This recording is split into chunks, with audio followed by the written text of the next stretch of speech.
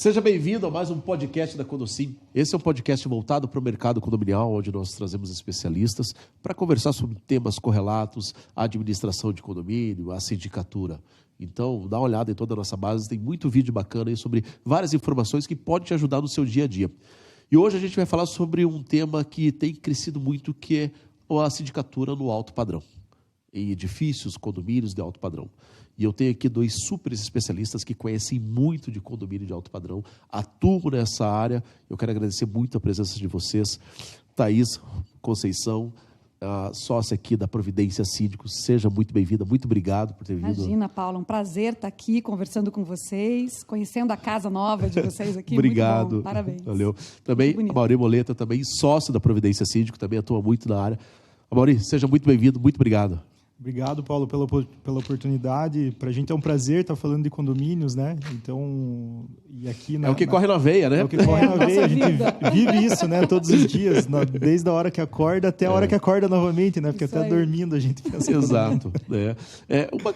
Sempre tem digamos assim, um limite, uma fronteira do que é alto padrão, do que não é alto padrão. A gente sabe que a Providência Síndicos é uma empresa muito focada nesse mercado, atende aí os condomínios aí de maior relevância, digamos aí, imobiliária, financeira aqui na cidade de Curitiba, e vocês são muito ligados nesse mercado aí.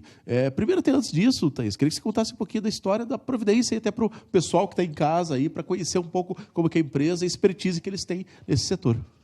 Isso, Paulo. Hoje a gente atua, né? O nosso foco hoje é condomínios de alto padrão, condomínios comerciais, corporativos, operação por curta temporada.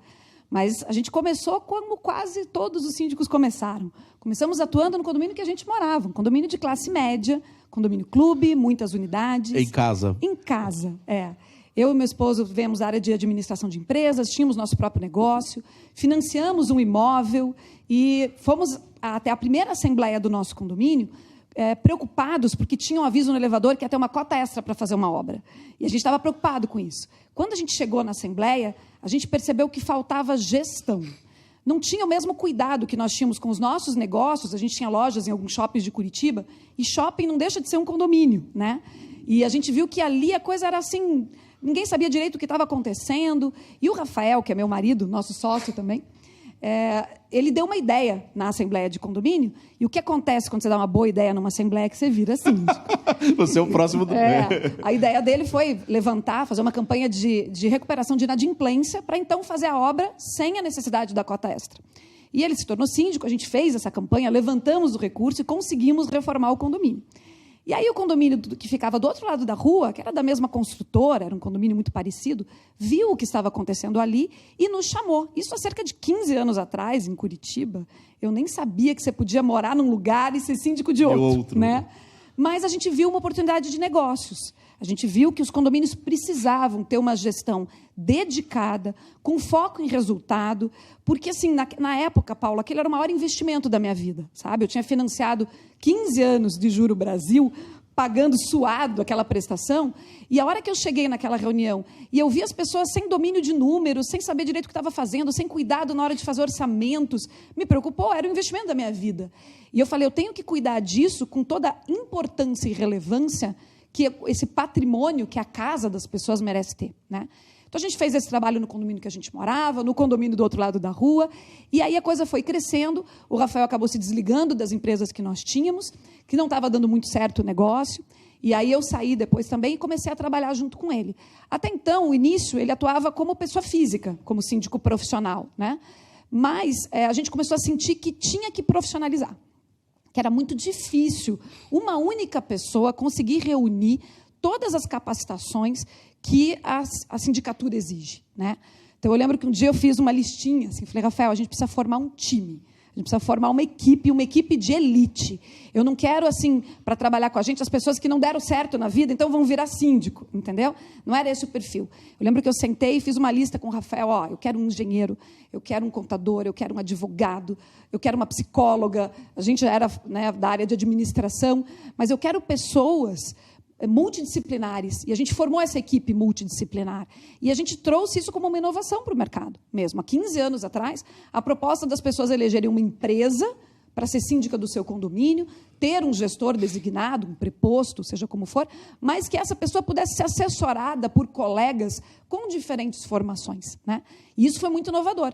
E aí deu muito certo, a gente começou a crescer, pegar um condomínio, 2, 3. Eu e o Rafael demos conta sozinhos, ali uns 8 condomínios, mais ou menos. Quando a gente abriu para equipes, a gente rapidamente explodiu isso para 30, 40, 50 condomínios. Hoje a gente atua em 78 condomínios de Curitiba e hoje a gente acaba focando nesse mercado de alto padrão, porque nosso propósito é trabalhar sempre com excelência. E esse propósito que estava lá no nosso DNA, que começou na Assembleia do meu condomínio, fazer um trabalho com qualidade para os condomínios, a gente tem isso até hoje com a gente, né? No meio desse caminho entrou a Mauri, nosso sócio, mas eu vou deixar para ele contar a história, porque ele era cliente e virou síndico, né? E até onde eu sei, o Mauri caiu que nem uma luva dessa sociedade, perfeito, né? Perfeito. Mauri, seja bem-vindo, querido. Fica à vontade.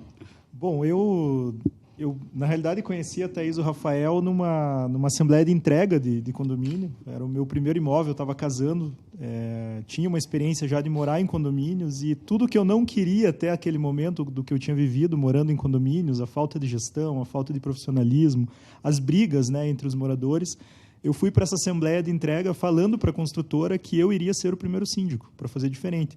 Eu já tinha uma carreira numa multinacional de gestão, então tinha ali um background de administração, de gestão, não conhecia nada de condomínio. Então era outra vida.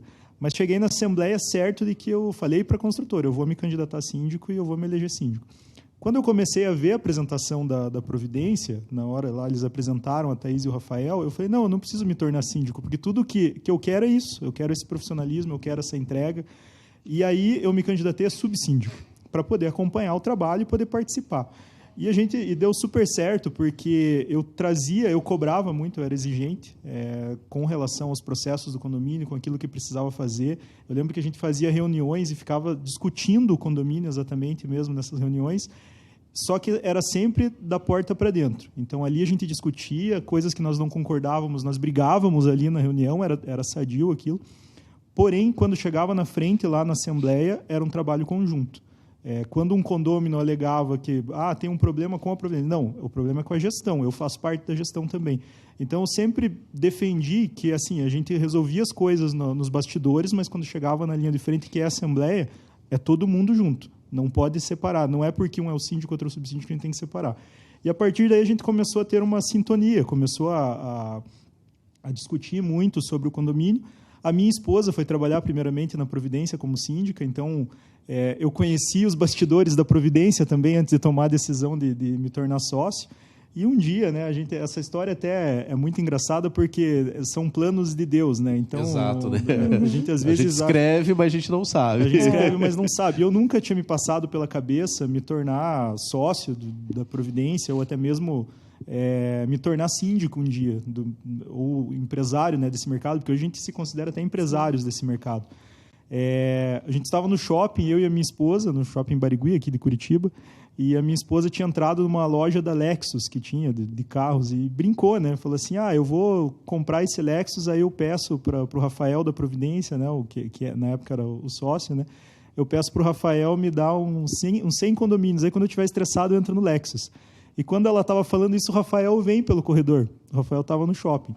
E eu estava um pouco desanimado, né, com o setor corporativo, porque, querendo ou não, o setor industrial, o setor corporativo, ele também traz desafios. Você também tem estresse e tudo mais, nem tudo funciona da forma como que você quer. Eu tinha uma carreira consolidada, mas eu não estava pensando naquilo 100% no meu futuro, porque eu sempre gostei de empreender também. E aí, numa conversa, num café que a gente tomou ali, o Rafael sentiu isso. Não falei diretamente, mas também não falei porque eu queria entrar como trabalhar nesse mercado de síndicos. E aí o Rafael me fez o convite. Me ligou durante a semana e falou, Mauri, é agora ou nunca que a gente trabalha junto, eu quero convidar você. Aí eu lembro que eu falei, tudo bem, eu vou ouvir o que você tem para falar. E aí a gente fez uma primeira reunião, na segunda eu já fui com um plano de negócio de 5 anos, pronto. Falei, então aqui, isso é o que eu penso, se vocês querem que eu entre nesse barco, a gente tem que olhar 5 anos para frente onde nós queremos chegar. E desenhamos as metas, desenhamos tudo que a gente gostaria de atingir em conjunto, né? E dali, eu ainda fiquei 6 meses na empresa que eu trabalhava, porque eu sempre entendo que a gente tem que entregar tudo aquilo que a gente se comprometeu. Eu tinha lá projetos que eu tinha me comprometido. Fiquei 6 meses e quando efetivamente concluiu o meu ciclo lá, né, nos 6 meses, eu mesmo pedi demissão. Então, larguei tudo. Todo mundo fala assim, mas você não tinha opção, você se tornou síndico. Não, eu tinha opção, eu estava bem empregado e eu decidi vir para esse mercado. Então, tudo que eu faço hoje, quando eu falo para as pessoas, eu escolhi estar aqui. Eu não estou aqui porque eu vim fazer uma aventura. Estou aqui porque eu acredito nesse mercado. Acho que é um mercado promissor, é um mercado que tem muito ainda a entregar. A maioria das empresas desse mercado não são profissionalizadas, ainda são muitas empresas familiares. E eu acho que a hora que a gente conseguir dar esse pulo, como vocês estão fazendo aqui na Plim, nós estamos fazendo na Providência, entre outras empresas desse mercado, a gente vai dar um salto muito grande, porque é um mercado que circula muito dinheiro na mesa, tem muita gente que pode fazer coisas sérias e isso se tornar algo grandioso no mercado brasileiro, ser mais um segmento de mercado do Brasil. Exatamente. E bem, essa área que vocês atuam muito reflete muito esse jeito de vocês trabalharem, né? A área que vocês estão atuando muito dentro desse alto padrão. E reflete muito, né? Por aquilo que vocês passaram, por aquilo que vocês construíram para chegar, para poder atender esse tipo de condomínio. Sim. Até porque existe uma exigência muito maior, né? Sim. E até falando nessa questão do alto padrão mesmo, seria interessante até para a gente poder delimitar para o síndico o que é um alto padrão, o que seria, qual que é a característica de um condomínio alto padrão? Assim, é difícil, né, a gente estabelecer o ponto de corte, sim. linha de corte, a partir de quando se torna alto padrão, né? Mas, assim, de fato, a gente tem hoje na nossa carteira de clientes, aí de quase 78 condomínios, a gente tem mais de 50% desses clientes unidades acima de 3 milhões de reais, apartamentos ou casas acima de 3 milhões de reais. Tem um condomínio especificamente que as unidades, quando são vendidas pela construtora no osso, ela começa em 20 milhões de reais. Pessoas que pagam por mês 20 mil reais de condomínio. Então, você imagina o nível de exigência dessa pessoa. Que tipo de serviço ela quer no condomínio que ela está pagando 20 mil reais. Essa é uma ponta, mas eu tenho vários condomínios aí na faixa de 6 mil, 8 mil, 10 mil reais de condomínio por mês. Então, ele quer um serviço de excelência, né? Ele não rasga dinheiro. As pessoas às vezes nos perguntam, mas desperdiça, como que pode gastar tanto assim com condomínio, né? Ele tem um nível de serviços que, para ele, vale a pena estar neste lugar.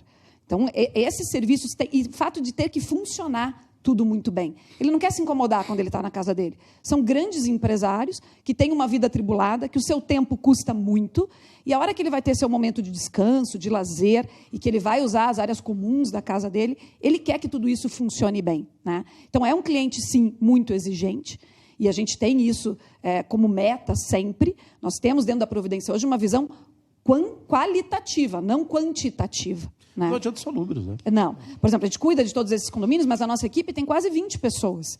Então, esse é um foco que a gente tem. Não adianta eu ter um gestor condominial que, para ele conseguir ter uma vida digna, ele ganha tão pouco que ele tem que cuidar de 10, 15 condomínios. Ele não vai conseguir dar tempo, né? Não vai conseguir se dedicar para cada um desses clientes. Então, eu prefiro ter pessoas na minha equipe mais qualificadas, ganhando uma remuneração melhor, ele não precisa atender tantos condomínios assim e consegue entregar mais resultado.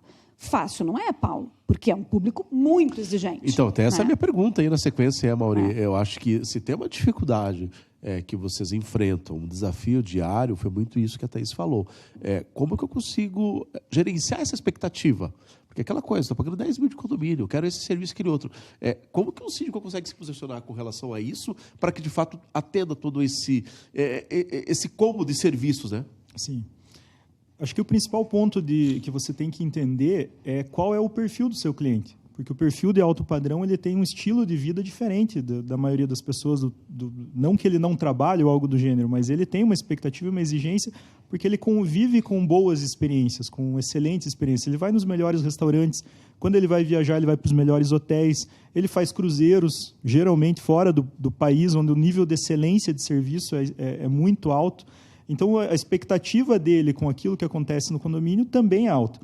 E a gente brinca até na Providência que o nosso maior desafio é como fazer com que os funcionários do condomínio que não vivenciam essa mesma expectativa, não tiveram essas mesmas experiências que o cliente, eles consigam entregar o que o cliente está esperando.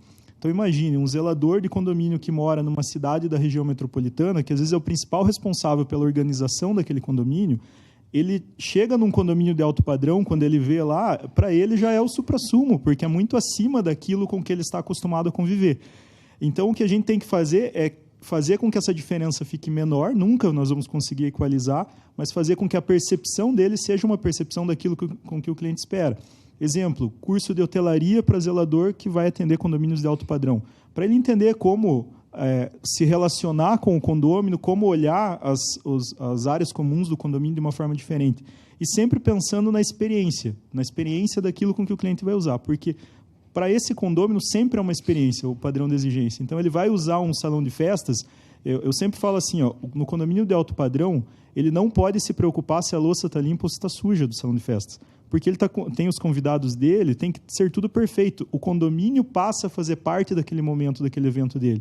Então, antes da festa, você já se alinha com o morador, quantas pessoas serão, como elas vão vir de carro, vão vir a pé, vão vir de Uber, quantas pessoas vão precisar de pratos e tudo mais, que tipo de comida vai ser servida, e você já deixa tudo isso preparado. Porque quando ele está no meio do evento dele, sai tudo perfeito, e a experiência dele no final foi de que tudo saiu perfeito. E é um cliente que, quando não fica perfeito, ele quer ver todo mundo, ele quer discutir com todo mundo. Então, você precisa fazer isso para que a experiência seja muito boa, e aí ele entende que o nível de exigência, que a expectativa dele está sendo atendida pelo condomínio.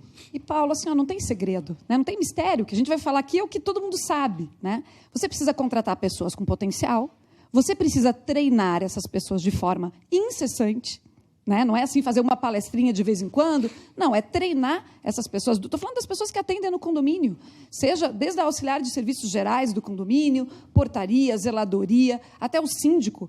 Ele precisa treinar, buscar conhecimento o tempo todo, se organizar em processos, precisam ter processos para você conseguir aferir que tudo está funcionando bem, se colocar no lugar do cliente, entrar no condomínio com este olhar.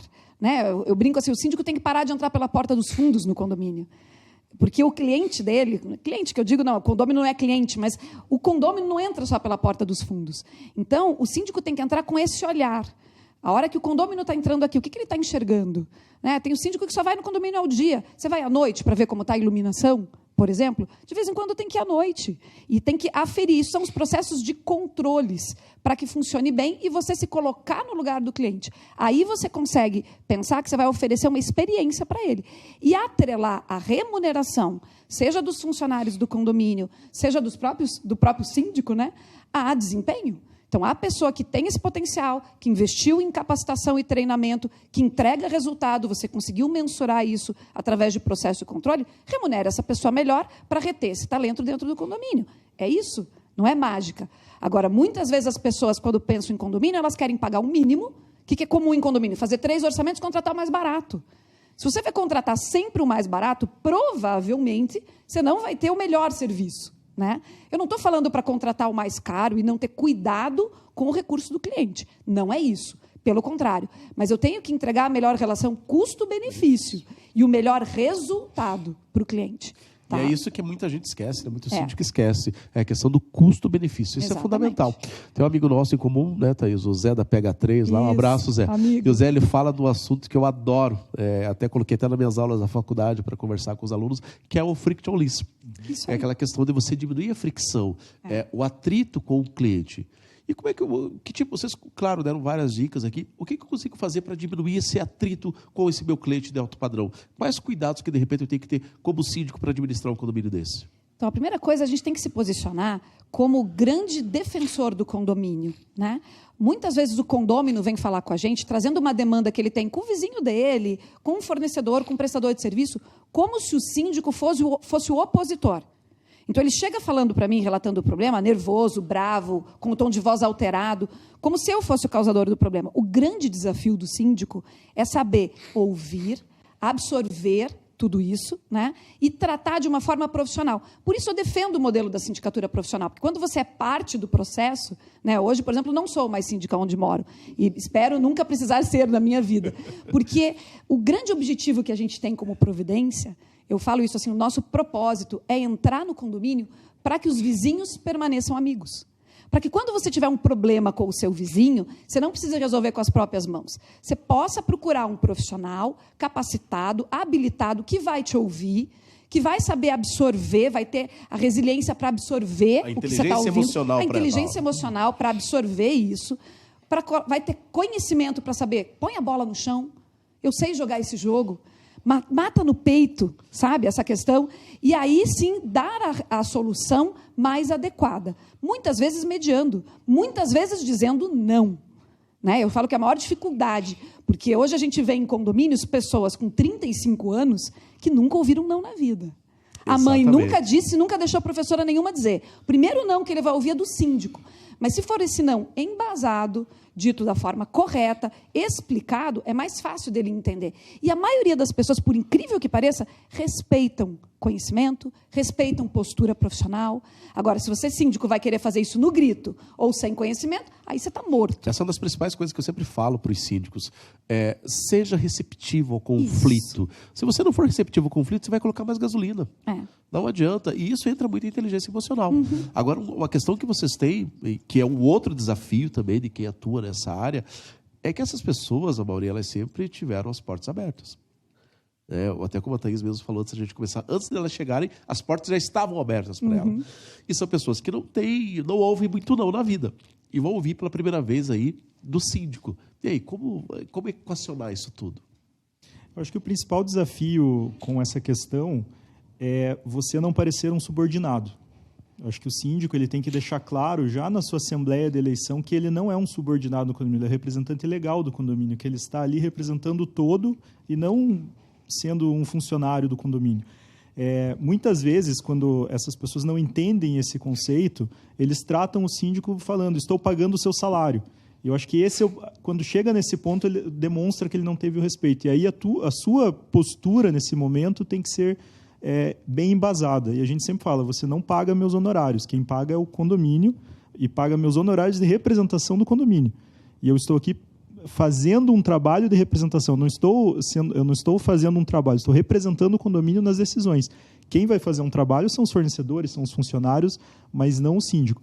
E no alto padrão, a gente sempre fala na Providência que às vezes a gente tem que buscar experiências parecidas com as deles para poder estar inserido nas conversas. Eu sei que é muito difícil, eu brinco até às vezes, né? Eu falo, talvez se eu tivesse a renda ou até mesmo o patrimônio que um dos nossos condôminos tem, talvez eu não seria síndico, estaria numa praia, né, aproveitando. Mas você ter experiência... Vou dar um exemplo que eu fiz, né, no ano passado. Muitos dos condôminos falavam sobre as experiências fora do país, em Dubai, o nível de atendimento. Chegou até um condomínio, né, que a gente um corporativo que tinha um estacionamento, que eles falaram, a gente quer o padrão de atendimento de Dubai para o estacionamento desse condomínio corporativo. Eu falei, tá, e qual é esse padrão de atendimento? Porque ele só me falou isso. Eu fiz uma viagem para Dubai no ano passado, fiquei 15 dias, fiz um cruzeiro em Dubai, conheci empreendimentos em Dubai, fui no Burj Khalifa, pela porta de trás do Burj Khalifa para entender como era. Fui em um condomínio, vi até uma limpeza de fachada, né, como funcionava, que eles fazem à noite a limpeza de fachada. Para entender como era esse conceito, para quando ele fosse conversar comigo que ele queria o padrão de Dubai, eu já tinha o exemplo do que era o padrão de Dubai e até mesmo poder tentar entregar aquele serviço. E você se colocar como um igual, você não é um igual na prática, mas você se colocar ali, não ser um subordinado, acho que isso faz total diferença. Porque aí, quando ele está acostumado a chegar no local onde as portas sempre serão abertas, ele sabe que não é você que é o concierge que vai abrir a porta. Você é a pessoa que vai garantir que a porta está funcionando, mas não é o concierge que vai abrir a porta, não é a sua obrigação.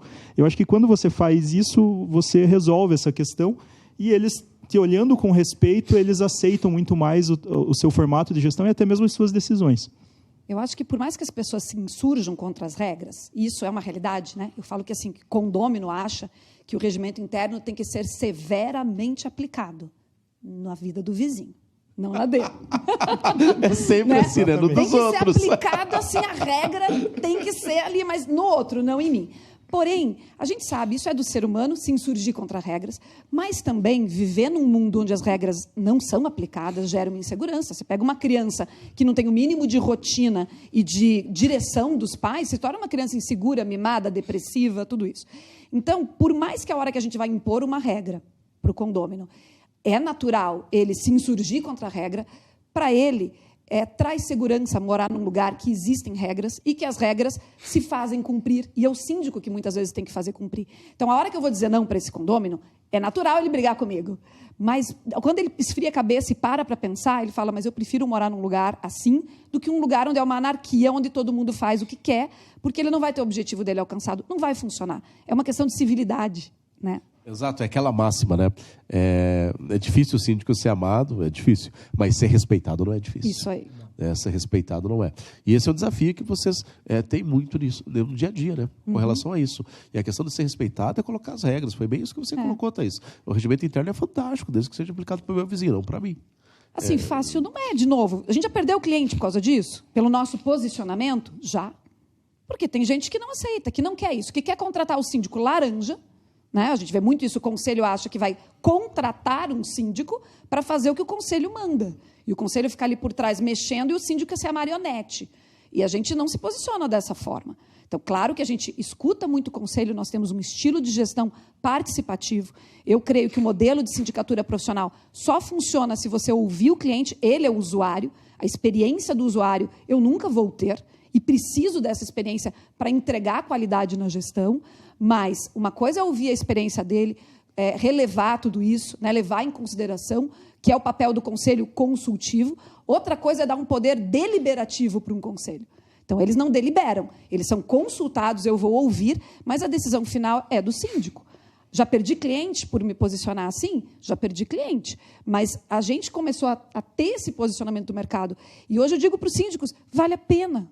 Vale a pena, porque você fica abaixando muito a cabeça e, às vezes, abrindo mão dos teus princípios, dos teus valores, cedendo mais do que você gostaria, correndo riscos. Mas quem vai responder depois civil e criminalmente? Não é o conselho, é o síndico.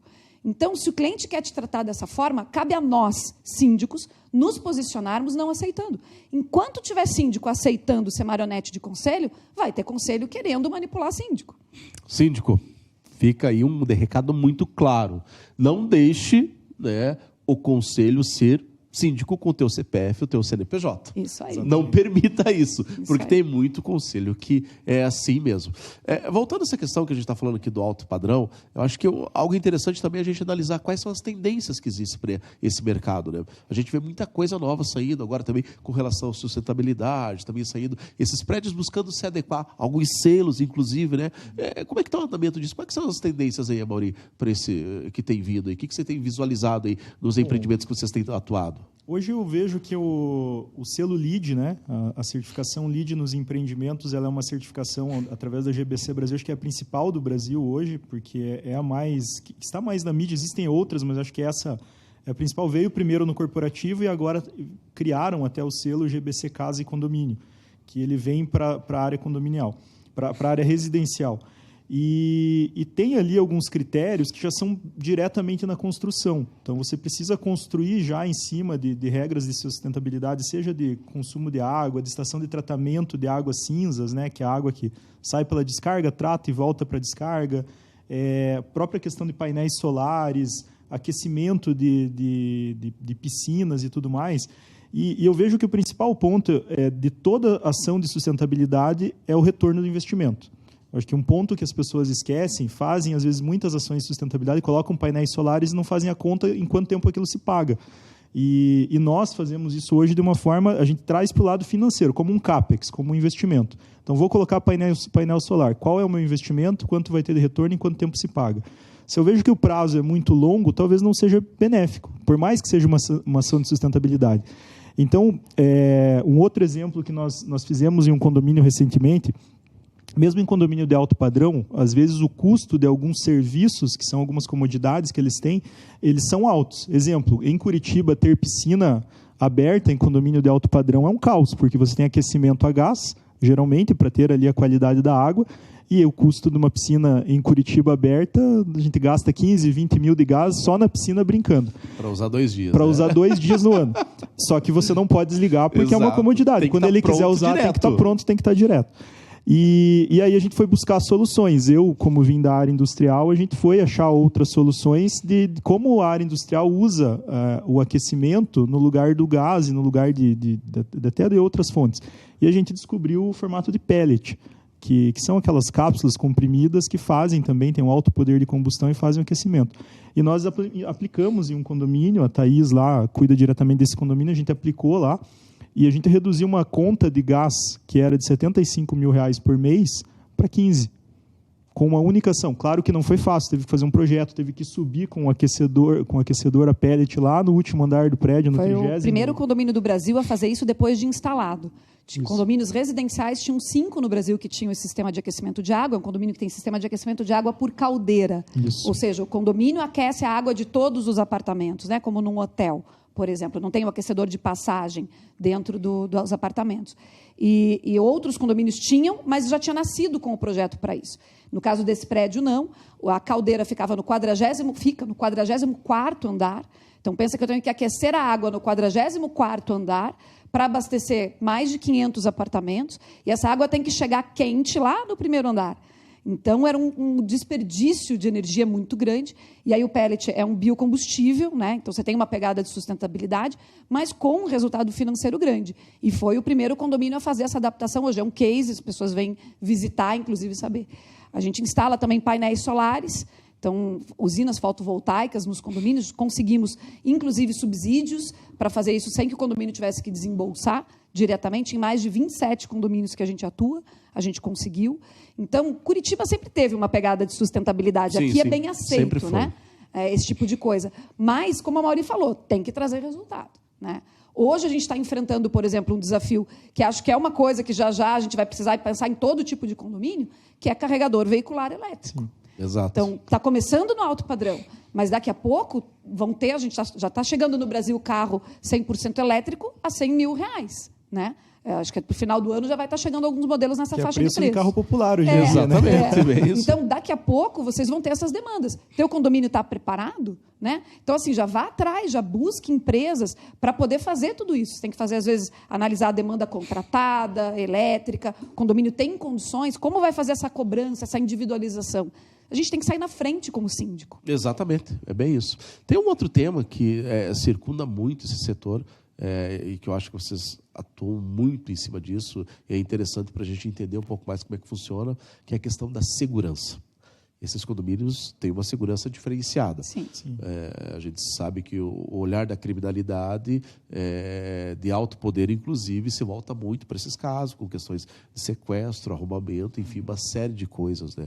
E um condomínio desse, mais do que nunca, tem que estar bem protegido.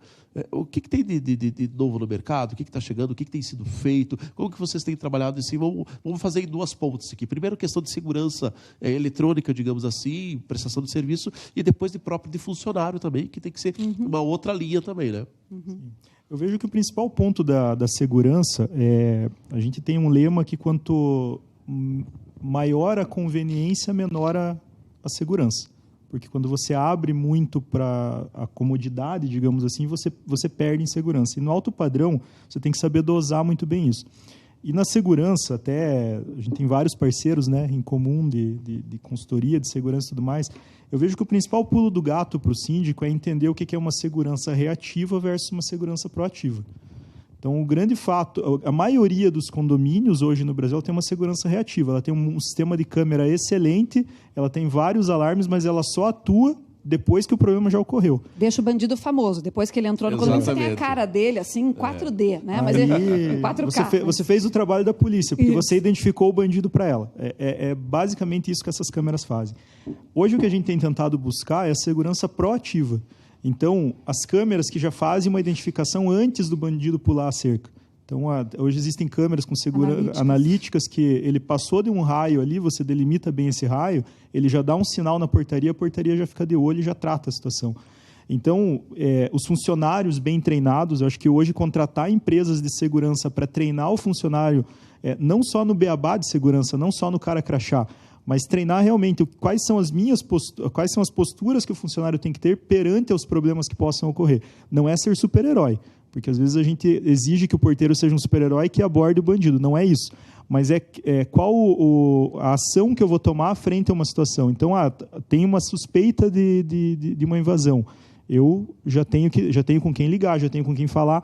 E isso faz com que o funcionário se sinta seguro para tomar decisão e ele atue efetivamente na segurança. Então, hoje, o céu é o limite para a segurança. Você pode colocar milhares de equipamentos, mas o principal foco é aquele equipamento, aquela ação que eu estou fazendo, ela é proativa, ela é preventiva ou ela é reativa? Se ela for reativa, você está investindo errado. Porque você está investindo para reconhecer, para verificar depois o que aconteceu. Se você está investindo em algo que é proativo e preventivo, aí é um investimento correto, seja ele qual for. Perfeito.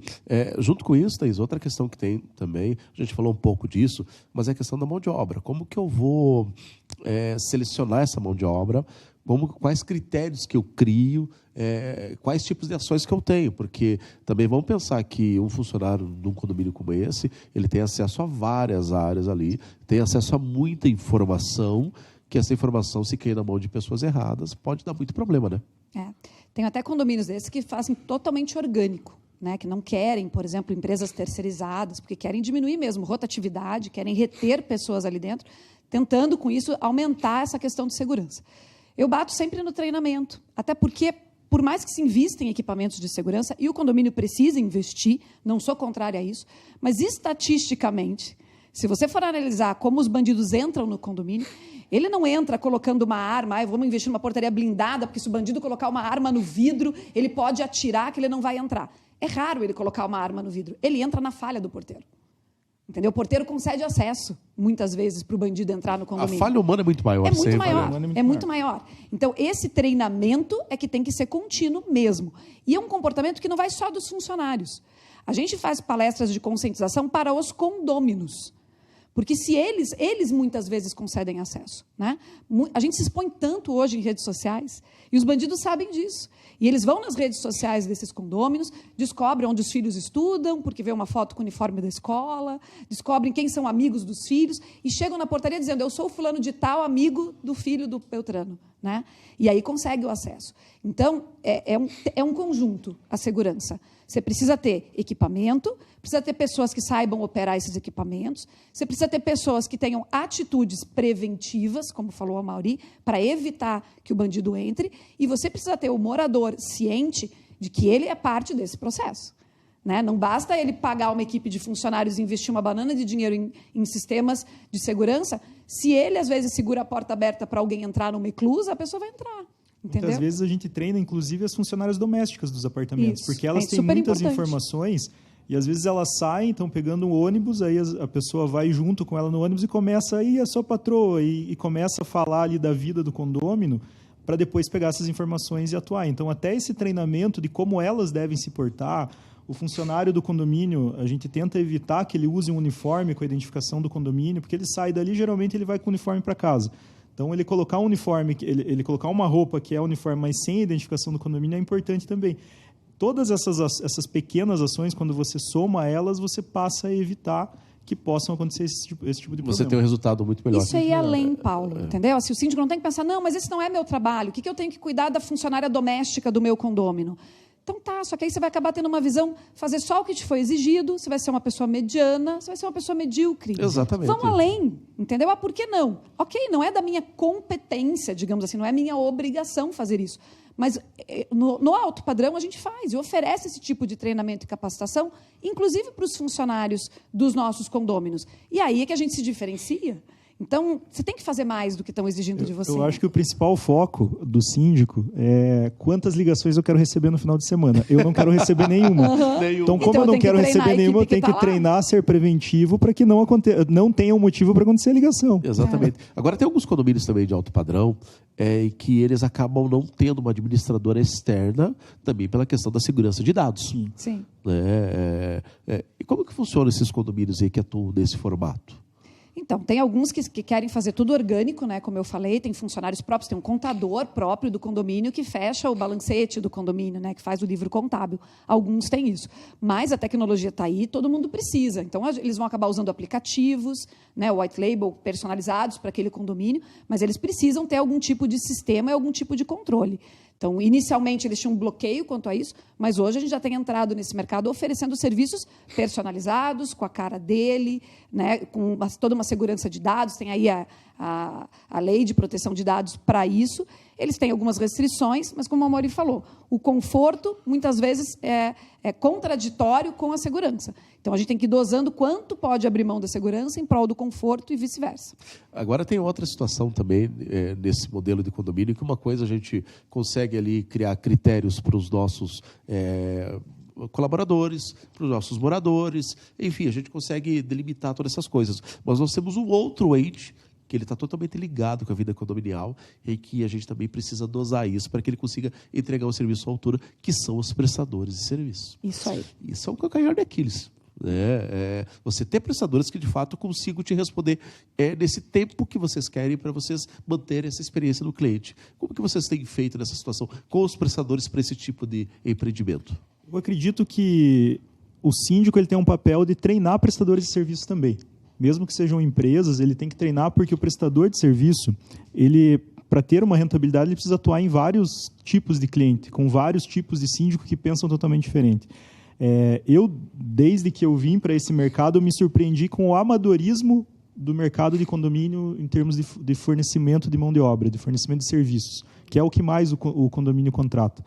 E no lugar de, eu não vou fazer nada e tudo mais, a gente começou a trabalhar com os fornecedores, demonstrando para eles que eles também têm que evoluir. Vou dar um exemplo aqui. Empresa de jardinagem. Todo condomínio precisa de jardinagem, todo condomínio sofre com jardineiro, porque precisa ter nota fiscal, porque precisa acompanhar as plantas, ele precisa fazer um trabalho. E como muitas vezes o condomínio que é remunerado de uma forma com um valor baixo, ele precisa ter vários condomínios para poder ter uma renda e conseguir entregar. E aí ele não acompanha a planta que ele precisa acompanhar. Então a gente começou a incentivar pequenos jardineiros ali, que era sozinho, ou era ele mais um atuando, a fazer um curso de paisagismo, a buscar conhecimento no Sebrae de como estruturar a empresa, como seria a contratação de um funcionário da forma correta, como ele também treinar o funcionário dele, e buscando sempre um resultado. Então, eu cobro deles, assim, eu quero ver o checklist de atuação teu. Você é jardineiro, você não sabe mexer no Excel, não precisa, eu só quero que você me diga como você vai cuidar do jardim do condomínio em 6 meses. Porque a gente hoje está na primavera, digamos assim, a planta está linda. Okay. Mas e no inverno, como ela vai estar? O que eu preciso fazer para que no inverno ela esteja bonita? Aquilo que é perene. Eu tenho que trocar plantas, porque no inverno eu tenho que colocar outro tipo de planta. O que eu tenho que trocar para eu já me programar? E quando você começa a conviver com esse prestador e falar com ele sobre essas experiências, ele cresce junto. Então, você começa a trazer eles para o teu lado e eles, de fato, entregarem resultado. Porque o síndico, sem os funcionários, sem os prestadores de serviço, ele não faz nada. Então, você precisa também ter essa visão, seja com eles, seja com empresas de terceirização de mão de obra. Eu atuo muito próximo das empresas de terceirização da mão de obra, mostrando para eles o que eu espero deles. Porque muitas vezes eles contratam os funcionários por volume. E eles, de fato, eles ganham dinheiro no volume. Mas como conciliar o volume com o resultado deles versus a entrega para o cliente? Então, desde saber selecionar, então, muitas vezes a gente participa do processo de seleção dos funcionários das empresas terceirizadas. Então, para postos específicos, a gente já delimita o que a gente espera. Exemplo, um condomínio que eu não posso ter turnover. Condomínio de alto padrão, ou um condomínio corporativo que eu preciso que os funcionários conheçam quem está ali e fiquem mais tempo. Eu tenho que evitar o turnover. Como que eu faço isso? Sabendo selecionar. Sabendo que, tendo mais requisitos da pessoa de entrada, a ponto de já colocar exemplos assim, aqui só podem ter funcionários casados e com filhos. Por quê? Porque, teoricamente, ele tendo uma idade já maior, casado, com filho, ele teoricamente tem uma estabilidade maior. A chance dele ficar trocando de emprego, dele arriscar, é muito menor. Então, a gente, às vezes, cria esses cenários para que a gente consiga ter a entrega de resultado. E isso você aplica a vários serviços. Hoje, claro, no volume que a gente tem de clientes, a gente consegue também cobrar de fornecedores que eles nos atendam na hora que a gente liga. Porque ele sabe que se ele não me atender em um condomínio ali no domingo, 4 horas da tarde, no horário do jogo do time dele, ele tem que deixar de assistir o jogo para ir lá no condomínio, ele sabe que ele pode perder outros condomínios também. Urgente, ele tem que ter esse fornecedor do lado dele, porque senão na hora que ele precisar, ele não adianta ir para o Google procurar um fornecedor para te atender no final de semana. Era até isso que eu ia perguntar para você, Thaís, essa dificuldade que tem que ter essa agilidade, né, Amaury? Poxa, eu preciso para agora. Não pode ser daqui, não pode ser amanhã, eu tenho que fazer já. E você educar o fornecedor, muitas vezes, assim, é complicado, né? Então, a gente tem feito treinamento mesmo. Essa semana, inclusive, o Amaury fez palestra de treinamento para a empresa terceirizadora de mão de obra, para explicar para eles o que a gente precisa, né? O que a gente está disposto a contratar, o que a gente está disposto a pagar. Agora, o volume nos ajuda nesse aspecto. Então, quanto mais condomínios você tem, você começa a ter fornecedores. Eu falo, com 78 condomínios, gente, quebra portão todo final de semana. É bem Sempre isso. vai ter um Sempre vai ter condomínio com o problema. portão quebrado. Então, eu tenho serviço para esse cara todo final de semana, entende? Então, quando a gente liga, não é um condomínio que está ligando. Ele tem interesse, às vezes ele abdica lá do final de semana dele para nos atender, porque ele sabe que a gente tem demanda, eu tenho volume de demanda para ele. Então, essa é uma troca muito positiva, que vale a pena para o fornecedor, vale a pena para o condômino, que vai ter um atendimento muito mais rápido do que se o condomínio dele fosse administrado por um síndico morador, que não tem essa rede de contatos. Networking é tudo. Então, a gente está o tempo todo no mercado procurando boas pessoas, desenvolvendo bons fornecedores e procurando reter eles. E, para reter, gente, tem que pagar bem, né? A gente tem essa missão hoje dentro da Providência, a começar pelo síndico. Né? Assim, as pessoas precisam entender que síndico não é uma despesa pagar o síndico. Eu vejo condomínios enfileirando 5, 10 síndicos e primeiro tem um leilão de preço. Começa, quanto você cobra, quanto você cobra, quanto você cobra, quanto você cobra. Quando termina o leilão de preço, começa um leilão de tempo. Quantas vezes por semana você vem por essa mixaria que você está dizendo que você cobra? E você, e você? E daqui a pouco, eu falo assim, se os síndicos não se posicionarem, né, dizendo, eu preciso de uma remuneração para te entregar um padrão de qualidade, de tanto, aposte nisso e me cobre. Eu prefiro, pode pagar um pouco mais do que você paga para os meus concorrentes e me cobre resultado. Não sou perfeita, se eu não entregar resultado, vou sair do condomínio, né? Mas enquanto eu estiver te entregando o resultado, entenda que às vezes um pouquinho mais que você paga, né? R$10 a mais por unidade, às vezes uma pizza por mês que você pague a mais, você vai ter um trabalho melhor, seja do síndico, seja da mão de obra, seja do fornecedor. Eu tenho trabalhado para levantar essa régua, sabe? Para mostrar para as pessoas que síndico é investimento, não é despesa. É só fazer uma conta básica, sabe? Assim, pensa num condomínio que cada unidade vale R$500 mil. Tá? R$500 mil cada apartamento nesse condomínio, são ali 50 apartamentos. Qual o valor desse patrimônio? Condômino, ele é coproprietário. Coproprietário é sócio, né? Se você fosse sócio, você comprou uma cota, você comprou uma unidade, você comprou uma fração de uma empresa de R$25 milhões, que tem ali uma cota ordinária, com portaria presencial, as despesas do condomínio, áreas de lazer compartilhada, vamos dizer, sei lá, R$50 mil por mês, vezes 12. Qual o orçamento anual desse condomínio? Então, assim, Paulo, se você é sócio de um empreendimento de R$25 milhões, que gira R$600 mil por ano, quem você coloca para ser o CEO, para ser o presidente desse negócio? Lembrando que R$600 mil por ano para uma empresa é maior do que acho que 95% que o faturamento das empresas do Brasil. Como você entrevista o executivo dessa empresa? Você dá 5 minutos para ele, que é o que dão para a gente numa assembleia, 5 minutos. Você conversa 5 minutos? Não.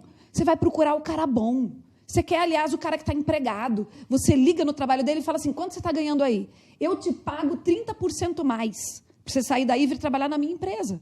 Por que no teu condomínio, na tua casa, onde você faz você diferente, mora, né? você enfileira 10 pessoas e começa um leilão para ver quem te cobra menos, e aí exige uma presença enorme por aquele valor pequeno. Que qualificação de pessoa você vai ter gerenciando o maior patrimônio da tua vida?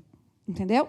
Então, é essa mentalidade que a gente tem que quebrar esse paradigma e começar a mostrar para as pessoas, contrate um bom síndico, pague bem e cobre muito. E tenha um serviço de excelência na tua casa, onde você mora. Entendeu? Exatamente, porque é aquela história, né? Você não está cuidando de apartamentos, de unidades, você cuida de vida, isso, de pessoas. Isso que é muito claro. Né? Gente, estamos chegando no final aqui do nosso podcast, já passamos dos 50 minutos, né? Conversa boa, passa muito rápido, né? Eu quero abrir aqui para as considerações finais, desde já quero agradecer muito a Amaury. Obrigado por ter vindo, obrigado por ter topado aqui, conversado sobre esse mercado, que é um mercado tão ímpar, né? Com tantas questões aí singulares. Muito obrigado. Considerações finais aí, dicas para os síndicos aí, fica à vontade. Bom, antes de tudo eu quero agradecer e parabenizar a Plim, a Condosim, você, Paulo, por todo o trabalho que você tem feito nesse mercado. Acho que carecia, né, uma assistência maior, né, ao mercado, a gente vê, e é com qualidade. Acho que esse é o principal ponto. Vocês não estão fazendo algo para amadores, eu acho que isso é o principal ponto para esse mercado crescer.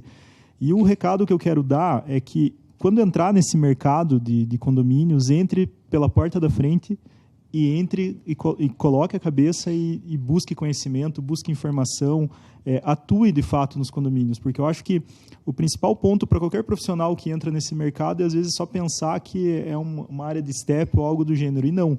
Tem muito a crescer, tem muito a entregar, e nós, fazendo bem feito, esse mercado, as pessoas vão reconhecer. Hoje eu falo que o principal desafio é como mudar a cabeça, né, de quem olha para o síndico e pensar que o síndico não é algo pejorativo, porque ainda é, né, no Brasil. Exato, ainda tem esse pensamento ruim, né, enviesado, digamos assim. Exato. E eu, quando chego, eu falo assim, não, eu tenho orgulho de ser síndico, eu não sou síndico porque eu não tinha nada para fazer da vida. Eu decidi me tornar síndico e eu tenho orgulho do que eu faço.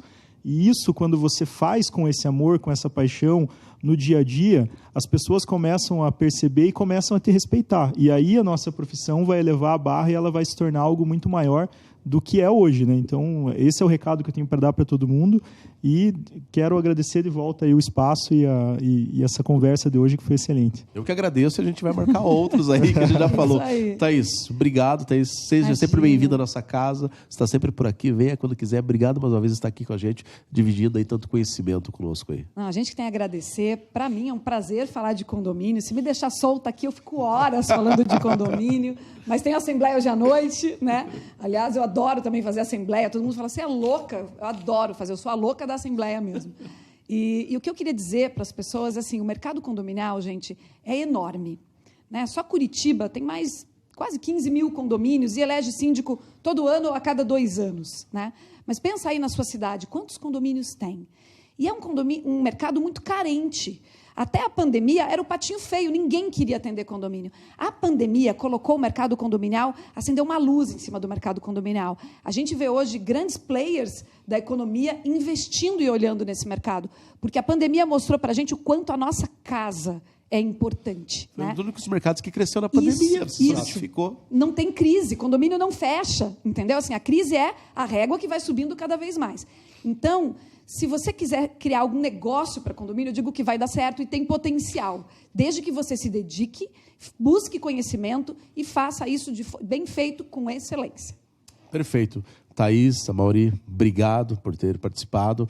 A você, gente, acompanhe lá, compartilhe, curta, indique para outras pessoas que a conversa hoje foi fantástica. E na nossa base tem vários outros assuntos aí. Muito obrigado, valeu, até mais. Valeu, obrigada.